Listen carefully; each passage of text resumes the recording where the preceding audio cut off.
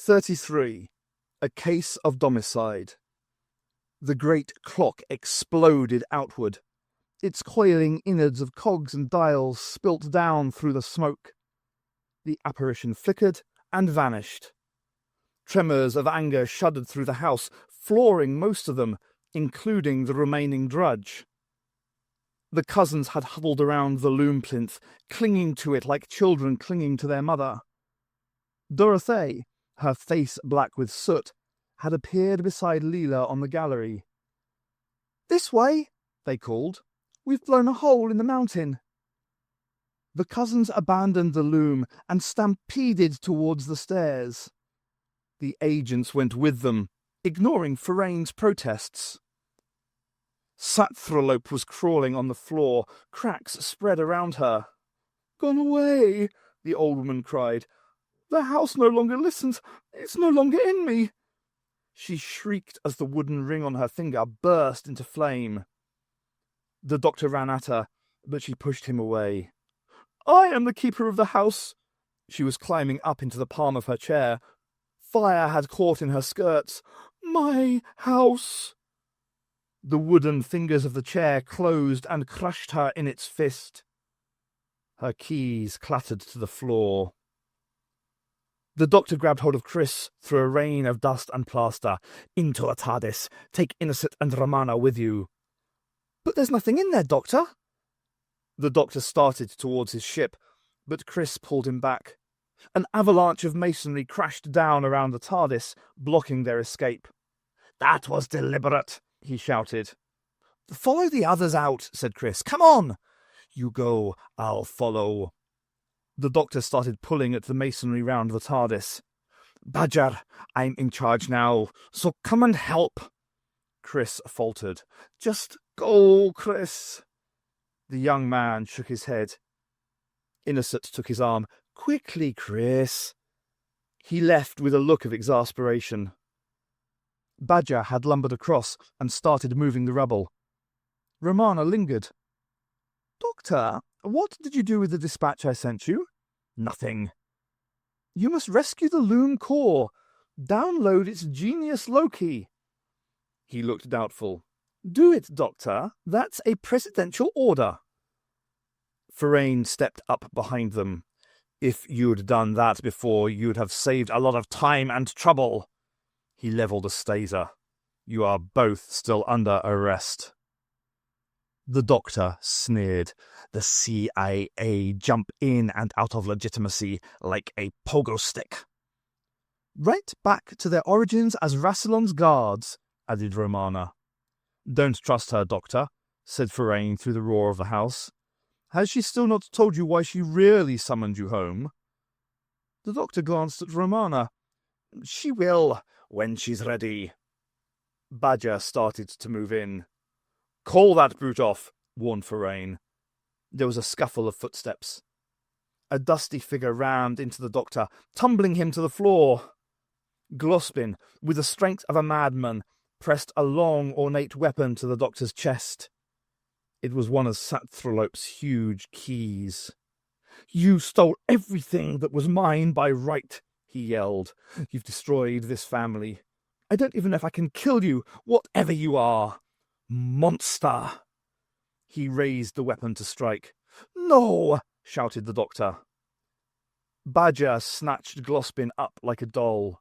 It flung him the length of the hall, where he lay broken and unmoving. Seizing her moment, Romana grabbed Ferrain's arm and prized away the staser.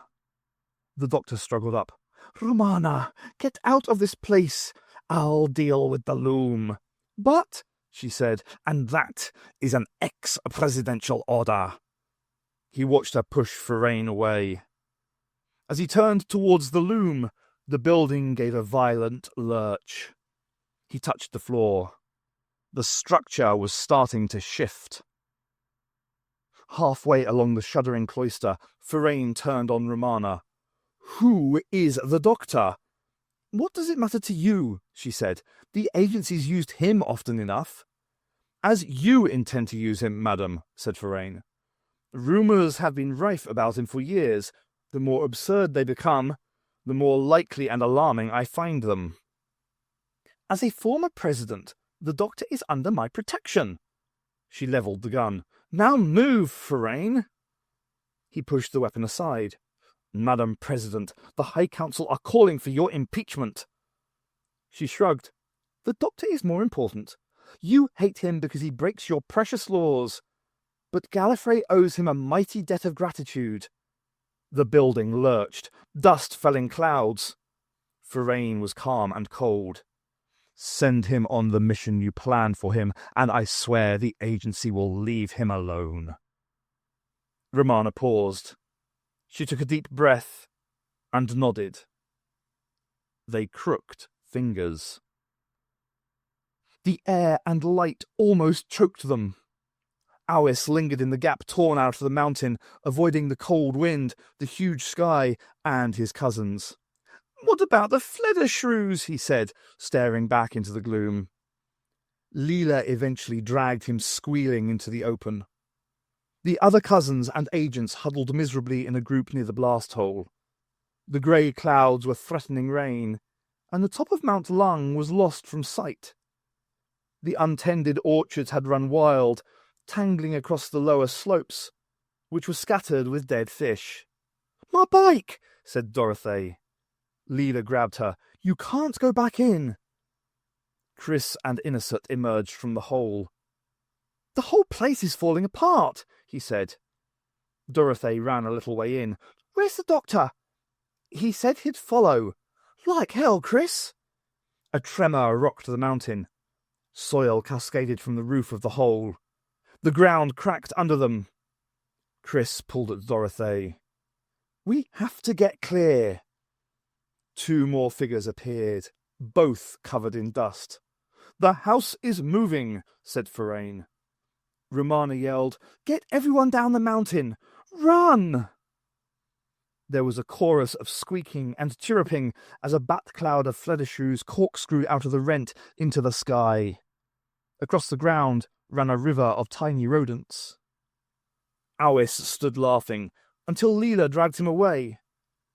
As the panicking refugees began to slip and slide down through the wild orchard, Chris ran back into the hole. The slope split open with a terrible roar. Out of the ground, earth and rocks cascading like water off its turrets, chimneys and curving roofs, emerged the long-buried house of Lungbarrow. The fresh convolutions knocked the doctor off his feet. He crouched by the side of the loom plinth, watching the power feed into the little data extractor Romana had given him. Something shattered the glass coffin above him, and a skeletal arm clattered down. He looked up. Quence's ghost was standing over him. "Lord President, eh?" said the old man. "Did you like the taste of power?" More masonry crashed down close by. "Like is a subjective word," said the doctor, shaking dust off his hat. "I like the tick of a clock and the sound of a flute, the song of a rinchin in the fields at harvest, working things out for myself. I like other people's ideas, peace, tranquility, and a nice cup of tea." The house shook, and daylight appeared at the top of the unboarded window. From a window on a higher floor, Chris watched the land grinding past. The whole estate, as far as he could see through the swaying silver trees, was slowly undulating as waves rippled out from the house. The great building moved forward. Soil dashed against its wings and annexes as it ploughed slowly across the escarpment. Ahead, the ground fell away sharply. The gigantic edifice was heading towards a cliff. The drudge reared above the doctor. With his head inside the loom plinth, he was only vaguely aware of Badger's roar and the raging fight that ensued. "Who are you?" demanded Quence's ghost. "Who do you think you are, turning down the power I gave you?" The doctor felt the genetic weft of the loom matrix closing round him. Back to the womb before the womb. "You know me," he said. "Think back to your beginning." The house's shudders were mixed with Badger's roar and the grating shriek of the drudge as they plunged into a crack in the floor. Yes, you remember me, when you were a seedling, so long ago when you were a seed, when you were just an insubstantial idea. Long Barrow, roared the house. Remember your creator, the house screamed. Now you are Long Barrow too, said the ghost. The family is the house. You are the house. Ghosts can't hurt me. I can take your soul. The apparition reached into the doctor's chest and tore at his life. The genetic weft tangled into the very cells of his loomed body and started to strangle him. What did it matter now? He'd been expecting the end. He should stay. A family. That's what he'd wanted. A family and a home. Somewhere to settle at last. No future. 8th man bound. Who are you? Demanded the house, demanded the ghost. What are you? The doctor screamed. Hands pulled at his shaking shoulders. In a fright of rebirth, he snatched out and clung to his rescuer. I don't want to know, I don't want to know. It's all right, said Chris. The extractor, croaked the doctor, pointing to the loom. That'll stop it. Chris yanked the device out of the opened loom. The pulse died within the web. The doctor stood awkwardly and composed himself. A tear of blood ran from his eye. The house kept shuddering. From the window, they saw the earth still churning past. The cliff was less than 50 meters away. The doctor muttered, "Headless chicken syndrome," and turned unsteadily towards the TARDIS. The undulating floor ruptured and split under the ship. "Sepulchasm," gasped the doctor, and tensed as the ship keeled into the abyss. It froze, half into the crack. The doctor stared ahead, veins etched out on his forehead, grasping Chris's arm like a vice. Swaying sickeningly, the TARDIS slowly rose in the air. It hovered, gradually moving away from the crack, and settled back on the rubble-strewn floor. The doctor, wreathed in sweat, all but collapsed. The house was giving out a determined shriek of death. Chris carried him to the ship's door. "Get ready for a shock," said the Time Lord, as they went inside. The survivors of the House of Longbarrow stood on the cold mountainside, watching in silence. The white wood building slowed in its progress, and then, with a final splintering screech of despair, the entire, vast, many-tiered edifice careered with horrible purpose over the edge of the cliff and plunged deep into the valley below.